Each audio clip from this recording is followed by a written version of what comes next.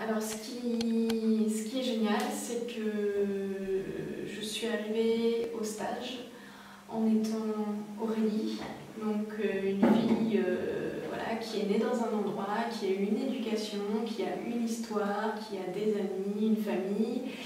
Et voilà, dans certains exercices, il était possible pour moi de me rendre compte de qui je suis réellement, de dézoomer en fait sur ma vie, de me rendre compte que je passais mon temps à m'identifier à quelque chose qui n'était pas vrai, qui n'était pas réel.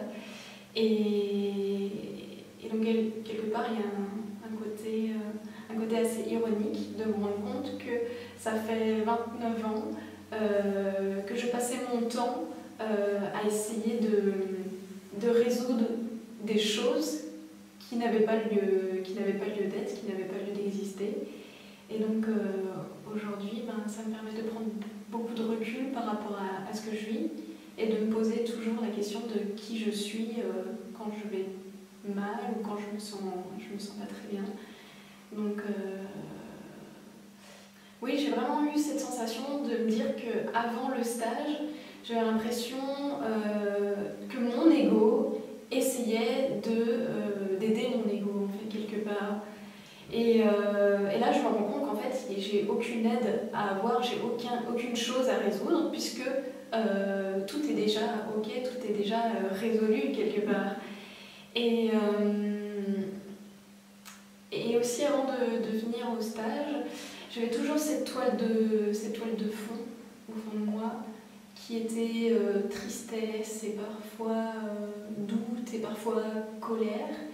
Et pour la première fois de ma vie, j'ai eu cette sensation pendant une bonne journée que cette toile de fond, justement, s'était inversée. Et que ce qui avait remplacé la tristesse et la colère, c'était juste une espèce de sensation inébranlable que tout est ok et que tout est parfait comme c'est. Et donc ça, c'était vraiment, vraiment très fort parce que je me rends compte à quel point il est facile de se raconter une histoire, de croire à nos peurs, de croire à nos croyances. Et donc là, d'avoir des outils pour me désidentifier de ça et me reconnecter à quelque chose de plus vrai, de plus stable, de plus présent. Donc, merci beaucoup pour ça. Merci à toi.